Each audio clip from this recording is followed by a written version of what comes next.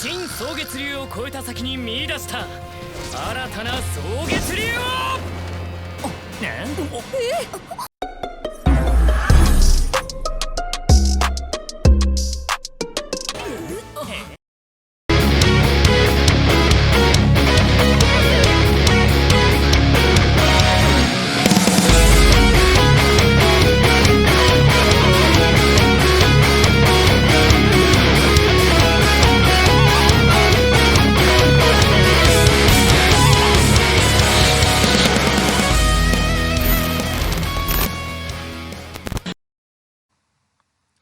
Hi everyone and welcome to another breakdown.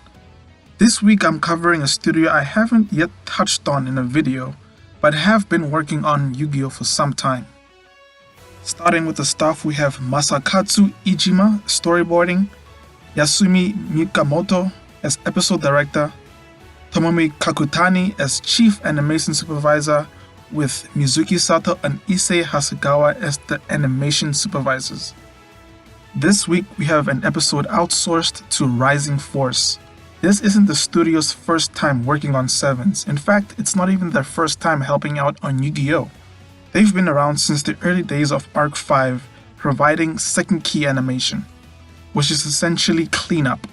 Over time, entire episodes have been outsourced to them, particularly in the latter half of Arc 5. While they've been an essential part in helping with the production of Yu-Gi-Oh! Over the years, they are unfortunately one of the weaker subcontractors. So suffice to say, I've never been a big fan of their episodes. On to the supervisors of the episode, we have Issei Hasegawa and Mizuki Sato.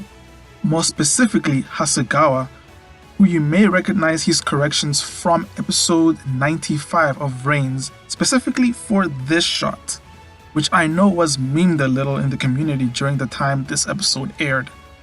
Hasegawa has a very distinct and experimental style that may be off-model, but it does express his particular style as an artist.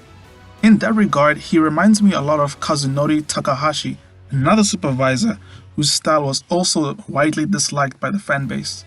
Fast forward to SEVENS and Hasegawa's style does seem a little less exaggerated and off-model.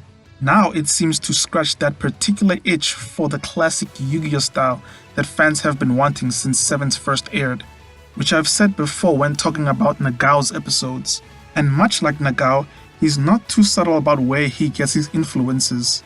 He's almost an amalgamation of some of the best parts of No Gilbo, Abina, and Akemi, and has slowly become a fan favorite through these past episodes. Aside from Hasegawa's corrections, there's not really a lot to highlight about this episode. Storyboard and direction are very paint by the numbers and doesn't really offer a whole lot of new, interesting content. Honestly, this video was really more of an excuse for me to gush about Hasegawa for a little while.